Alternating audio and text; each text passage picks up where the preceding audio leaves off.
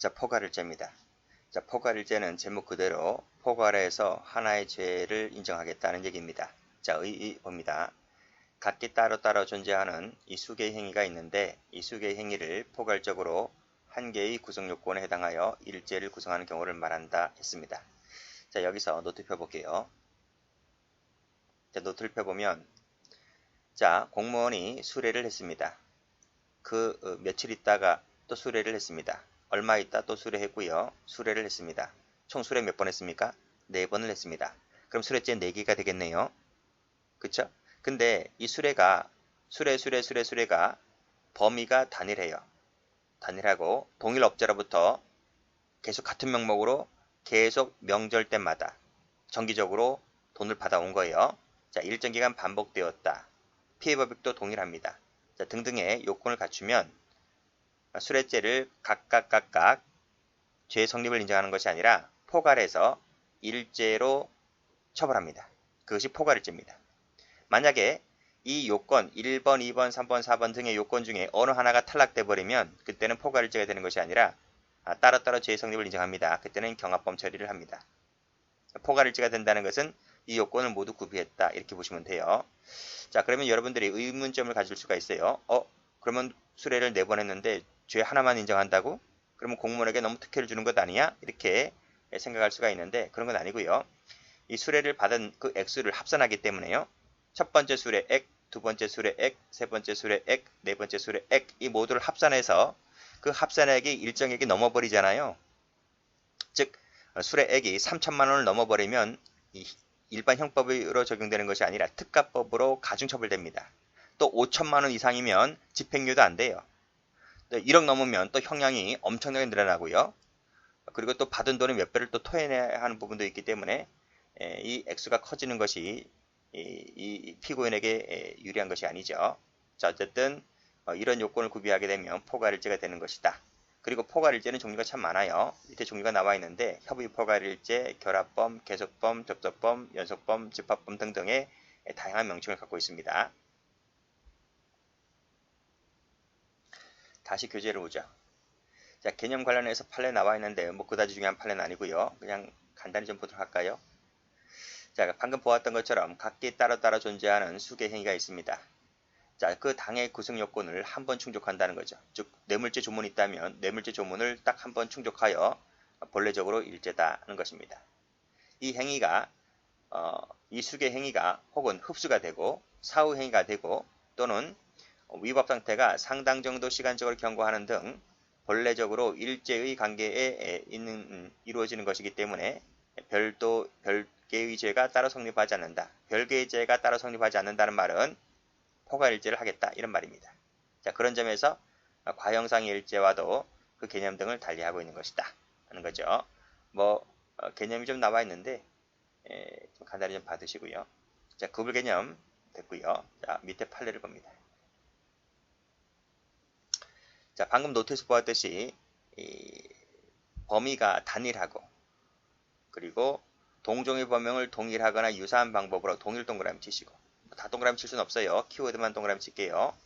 일정 기간 반복하고 있고 피해법익도 동일하다면 이 요건을 다 구비했다면 포괄일죄다 이런 말이죠. 자, 밑에 동일 죄명에 해당하는 수개 행위를 단일하고 일정 기간 계속하여 피해법익도 동일하다면 포괄일죄다. 밑에 수개의 범죄 행위를 포괄해서 하나의 죄로 인정하기 위하여는 범위가 단일하고 시간적 장소적 연관성을 갖고 있고 범행 방법에도 동일성이 인정된다면 포괄일죄로 보겠다는 얘기입니다. 그 밑에 수개의 업무상 횡령행위라 할지라도 피해법익이 단일하고 태양이 동일하고 단일 범위의 발현이라고 기인할 때는 포괄일죄다는 겁니다. 끊을게요. 자, 그렇지만 피해자가 수인입니다. 피해자가 수인일 때는 피해법익이 단일하다고 볼 수가 없죠. 자, 그때는 포괄일죄가 안 된다 이런 얘기입니다.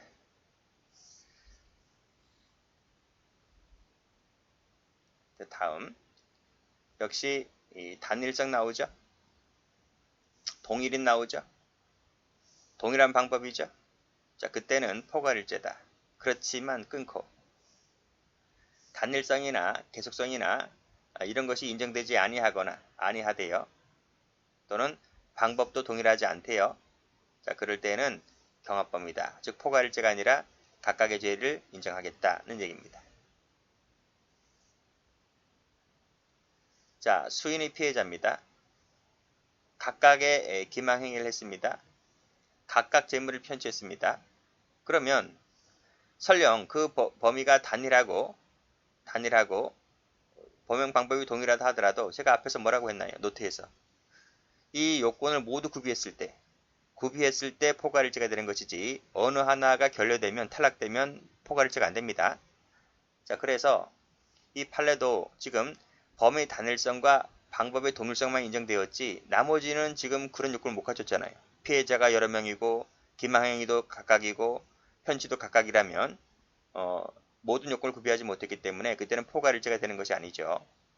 그렇죠? 그때는 피해자별로 한 개씩 각각의 죄가 된다. 즉 경합범 처리 인정하겠다 이런 말입니다. 자, 다음 동일한 피해자에 대하여 동일성 인정되죠?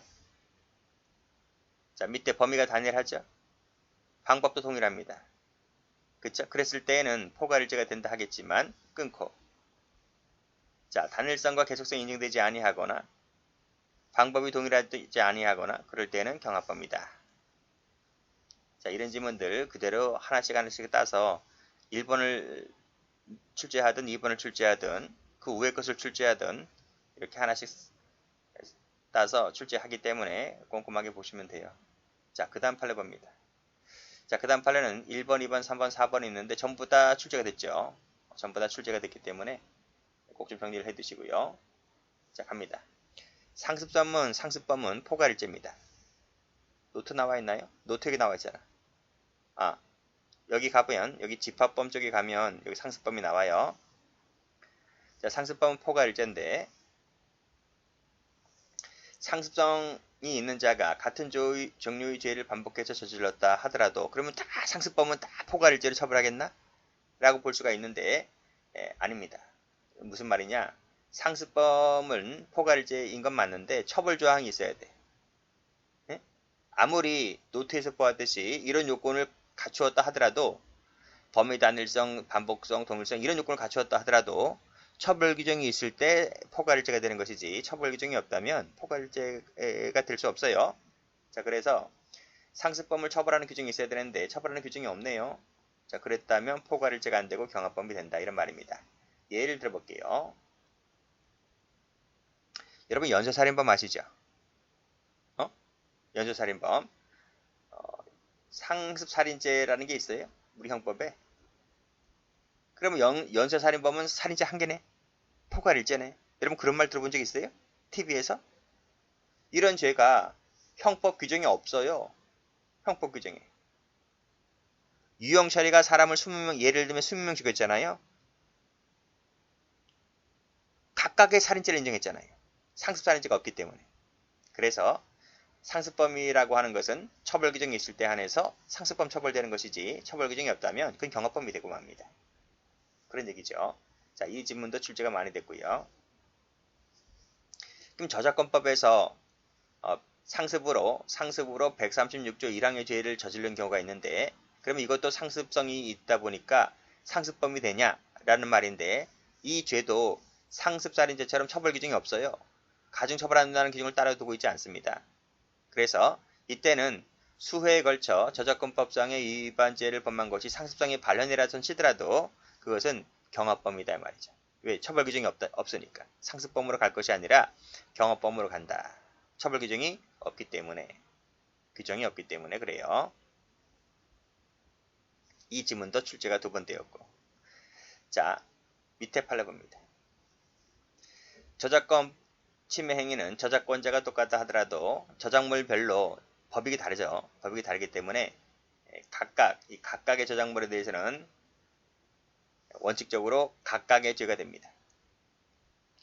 저만 생각해 보세요. 제가 1년에 책을 3, 40권을 출간을 해요. 그러면 각각의 책마다 저작권이 있잖아요. 그렇죠?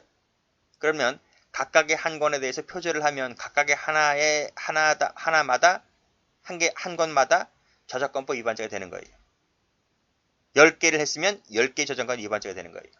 영화도 마찬가지고 음악도 마찬가지인 거예요. 한 감독이 여러 편의 영화를 제작했다고 했을 때 그 각각에 대하여 저작물이 있는 거예요. 자, 그런 얘기를 하고 있는 겁니다. 일단 끊어볼게요.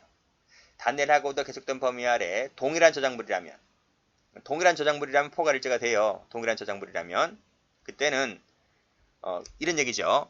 하나의 영화 작품이 있습니다. 뭐 범죄도시 1로 할게요. 범죄도시 1을 불법 다운받았어요. 수백 번 다운받았어요. 그러면 수백 번 다운받았다 하더라도 그 범죄도시 1편 하나의 영화이기 때문에 저작권은 하나밖에 없는 거죠. 그러니까 수백 번을 다운받던 수천 번을 다운받던 그건 저작권 위반죄 하나밖에 안 되는 거죠. 그쵸? 자, 그래서 단일하고도 계속된 범위 아래 저작물이 동일하다면 그때는 반복해서 행해졌다면 포괄일죄밖에 되지 않지만 저작물이 다르다면 즉 범죄도시 1편에 한 번 다운되고 2편에 한 번 다운하고 그러면 저작권법 위반죄 두 개가 되는 겁니다. 그런 얘기입니다. 자, 사건세 4번을 보면 두 개죠. 두 개면 저작권법 위반죄가 두 가지가 되는 거죠. 다수의 회원들로 하여금 수만 건에 이르는 불법 컨텐츠를 업로드하게 한 후 수십만 회에 걸쳐서 다운로드를 받았다면 불법 다운로드죠. 불법 다운로드인데 이것이 두 개에서 수십만 번 다운받았기 때문에 침해된 것은 두 개밖에 없는 거죠. 그래서 경합범위 되는 겁니다. 자, 그렇지만 이것이 동일한 저작물이라면 그때는 뭐가 된다? 그때는 포괄일죄다 이런 말입니다. 색깔을 이렇게 해야 되겠네요. 이렇게 하고 이렇게 해야 되겠네요.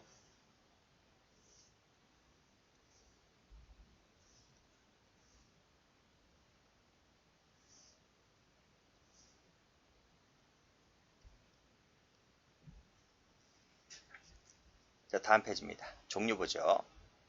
첫 번째로 나오는 것이 협의 포괄일죄라는 부분이 있습니다. 이건 무슨 뜻이냐면 자, 예를 볼게요. 사람을 체포하여 감금하면 체포죄 하나, 감금죄 하나, 죄가 두 개가 되겠습니까? 아니면 한 가지만 되겠습니까? 그때는 요 감금죄만 돼요. 왜 감금죄만 될까요? 가장 중요한 목적이 감금하려고 지금 체포해 온 것 아니겠습니까? 그쵸? 그래서 이 체포와 감금 중에서 뭐가 중요하냐? 감금이 중요하죠. 그럴 때는 이 좀 경미한 체포죄가 감금죄에 흡수가 돼요. 흡수가 되어서 사라집니다. 그래서 감금죄 일죄만 될 뿐이다. 이런 얘기죠. 뇌물을 요구, 약속, 수수를 했어요. 결국 최종 목적이 내가 수수하는 거죠. 그러면 단계라는 게 있잖아요. 단계. 1단계, 2단계. 요구가 먼저고 약속이 먼저고 그 다음에 수수가 나중이잖아요. 그랬을 때 이 요구와 약속은 여기에 흡수가 되고 사라집니다. 이렇게. 그래서 뇌물수수죄 일죄만 될 뿐이다. 작물을 운반, 보관, 취득했을 때 최종 목적이 취득이잖아요. 그러면 그 앞단계, 전 단계에 행해지는 운반, 보관은 여기 흡수가 되고 말아요. 그것을 협의 포괄일죄다. 이렇게 얘기를 합니다. 자, 그래서 다시 한번 읽어보면 한 개의 구성 요건에 수개 행위태양이 규정되어 있을 때 가장 중요한 행위태양에 나머지가 흡수되는 경우를 협의 포괄일죄라 한다. 그 대표적인 것이 감금, 수수, 취득이었다는 것이고 밑에 판례 보시면 여기 취득 나오죠? 옆에 알선 나오죠? 그러면 죄가 각각되는 것이 아니라 이 알선죄는 취득죄에 흡수가 되어서 결국 취득죄로 일죄가 되는 것이다. 이런 말이죠.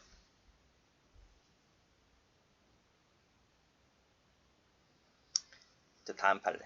자, 2번 판례, 3번 판례도 특히 2번 판례가 출제가 좀 잘 됩니다. 요 2번 판례 체크하시고 그 밑에 1번 판례 체크하시고 두 판례는 비교하셔야 돼요. 폭처법에 가면 사조 1항이 이제 범죄단체 구성 가입죄, 활동죄가 나와 있는데 자, 사조 1항이 어떻게 규정이 되어 있느냐면 그 법에 규정된 범죄 행위를 목적으로 단체를 구성하거나 가입하는 행위 그리고 활동하는 행위를 처벌하도록 정하고 있습니다. 몇 조에서? 사조 1항에서. 이 사조 1항 조문 하나에 구성, 가입, 활동이 모두 이 사조 1항의 죄로 포괄해서 정해놓고 있는 거예요. 자, 그랬을 때 여기 요 구성하거나 빨간색입니다. 구성하거나 가입하거나 활동이라는 것이 요 4조 1항의 하나의 죄에 포괄해서 일죄가 된다. 이런 얘기죠. 자, 그런데 밑으로 내려올게요. 자, 보이스피싱 단체에 가입한 후에 편취하면서 돌아다니죠. 자, 가입했으면 가입죄 될 것이고 활동했으면 활동죄가 될 건데 이 활동이 무슨 활동이냐면 그냥 활동이 아니고 사기치면서 편취하면서 하는 활동입니다. 아시겠죠? 자, 그랬을 때 이 편취가 활동에 흡수가 될 거냐 이 말이거든요. 흡수가 안 돼요. 왜냐하면 보호법이 달라서. 따라서 이 활동과 사기를 놓고 봤을 때 활동죄와 사기죄는 보호법칙 자체가 다르기 때문에 각각의 죄가 된다. 독립된 죄가 된다라는 겁니다. 그래서 이 사기는 요 활동이 흡수되는 것이 아니라 따로 성립한다는 거예요. 또 사기죄만 되는 것도 아닙니다. 사기죄만 되는 것도 아니고 요 가입죄, 활동죄 각각 성립하죠. 그렇죠? 성립하고 그다음에 사기죄 성립하고 그런 거예요. 물론 이 가입과 활동이라고 하는 것이 올라가면 포괄일죄가 되겠지만 그 포괄일죄 말고 사기죄가 별도로 성립한다 이런 말입니다. 사기죄만 하면 틀려요. 3번 가죠. 자, 농업협동조합법 쭉 나와 있는데요. 여기서 재산상 이익에 대한 제공의 의사표시, 제공 의사표시입니다. 약속입니다. 이것은 어디에? 그치, 제공에. 그리고 제공 의사표시 승낙은 어디에? 제공받는 애. 이렇게 흡수가 된다. 이렇게 보시면 되죠. 그래서 이 제공죄 하나, 제공받는 죄 하나, 협의 포괄죄다 이런 말입니다. 자, 그리고 결합범을 보면 이런 것도 있어요. 강도죄는 폭행, 협박 플러스 절도가 결합된 결합범이다. 이렇게 보시면 되고 강도, 강간은 강도죄와 강간죄가 결합된 결합범이다. 이렇게 보시면 됩니다. 뭐 별 내용 없습니다. 그 다음에 계속범 나와 있는데 이 계속범은 좀 외우시기 바랍니다. 우리가 맨 저 끝 앞에서 처음에서 설명드린 바가 있습니다. 즉시범, 상태범, 계속범 할 때 그때 설명드린 바가 있었죠. 이거 다시 한번 외우시기 바랍니다. 감금죄, 주거침입죄, 퇴거불응죄, 중무이기죄는 꼭 외우셔야 돼요. 체크하시고. 자, 8번입니다. 빨간색으로 직무유기죄는 마지막 줄에 즉시범이 아니다. 무슨 말이죠? 계속범이라는 얘기죠. 이 사실관계는 강론책에 나와 있습니다. 그 다음 한번 보시고요. 자, 밑에 판례 갑니다. 밑에 판례 두 번째 거 별표 쳐볼게요. 자, 먼저 첫 번째 거. 자, 혈중 알코올 농도 0.05% 이상 음주 상태로 운전하게 되면 음주운전죄가 되죠. 지금은 이 수치가 낮아졌습니다. 지금은 0.03인지 더 낮아졌어요. 그 당시에는 0.05%가 음주운전이었죠. 자, 음주 상태로, 그쵸? 음주 동그라미 치시고, 계속해서 운전했다. 이게 뭐죠? 음주운전죄죠. 이것을 음주운전죄가 되는데, 이 음주운전죄는 뭐예요? 마지막에 포괄일죄가 돼요. 됐습니까? 자, 그러한 생각 취지에 하에서 밑에 판 한번 볼게요. 자, 따라 그리세요. 자, 어느 날 갑이라는 운전자가 이렇게 승용차를 운전하게 되는데 이게 음주운전을 이제 하게 된 거예요. 쭉 갔어요. 쭉 운전하다가 중간 지점에서 이 차량 운전자가 1차 사고를 냈어요. 1차 사고를 냈어요. 근데 거기서 멈춘 것이 아니라 계속 운전한 거예요. 운전하다가 여기서 2차 사고를 냈어요. 2차 사고를 냈고 경찰이 왔어요. 경찰이 와서 이 2차 사고 낸 지점에서 음주 측정을 하게 된 거예요. 음주 측정을 하게 되니까 당연히 뭐가 나옵니까? 음주운전이 나오는 거죠. 음주운전죄가 나오는 거예요. 음주운전 0.05% 이상의 수치가 나와서 음주운전이 된 거예요. 자, 좀 화살 좀 더 길게 할게요. 그래서 요 2차 사고에 관련해서 검찰이 기소를 했어요. 해가지고 여기서 뭐가 나왔어요? 약식 명령이 나와서 이것이 확정됐습니다. 됐어요? 확정된 겁니다. 근데 나중에 보니까 지금 다시 한번 읽어볼게요. 음주 상태로 운전하다가 1차 사고를 내고 그대로 진행하여서 2차 사고를 냈다. 이 2차 사고로 인해서 음주운전죄로 약식 명령을 받았고 결국 확정되었다는 것입니다. 그리고 나서 1차 사고에 대해서 또다시 기소가 된 거야. 또다시 이 부분에 대해서 추가 기소된 겁니다. 1차 사고 보니까 바로 그놈인 거야. 음주운전했던 바로 그놈인 거죠. 그래서 이것에 대해서 검찰이 다시 한번 추가 기소했어요. 기소를 할 때 이 시점에서 어떤 재판을 하겠습니까? 어떤 판결을 내리겠습니까? 또다시 뭐 약식명령 내립니까? 라고 하는 것인데, 자, 여기서 판결이 나왔을 때 약식명령이 나왔다 그랬잖아요. 그쵸? 근데 위에서 뭐라고 했습니까? 음주운전죄는 포괄일죄다 그랬잖아요. 그쵸? 그렇잖아요. 그러면 이 사람이 처음에 차 운전대를 잡을 때부터 1차 사고 내고 2차 사고 내고까지가 전부 다 뭐예요? 이게 포괄일죄잖아요. 이게 포괄일죄잖아요. 여기까지가 포괄일죄가 되는 거예요. 그렇죠? 포괄일죄가 되는 것이기 때문에 이 2차 사고에 대해서 기소하였고 여기서 약식명령이 확정되었다 할지라도 이 기판력이라고 하는 것은 이 2차 사고에만 미치는 것이 아니라 이 포괄일죄 전체에 대해서 기판력이 미치게 되는 것이다. 그래서 이 기판력이라고 하는 것은 이 2차 사고뿐만 아니라 2차 사고까지 미치는 것이 아니라 쭉 더 나가서 어디까지 미친다? 1차 사고까지 미친다. 기판력이라는 것이. 이해되시겠어요? 이렇게 미치고 이렇게 미친다. 그래서 1차, 2차 사고뿐만 아니라 1차 사고까지 약식명령의 판결의 효력이 미치는 것이기 때문에 이 1차 사고에 대해서 추가로 기소했다 할지라도 여기서 어떤 판결 내린다? 면소 판결 내린 거죠. 면소 판결. 이해되시겠죠? 기판력이 미치는 것이기 때문에 추가 기소할 필요가 없단 말이죠. 그래서 여기서 면소 판결 때린다. 이런 말입니다.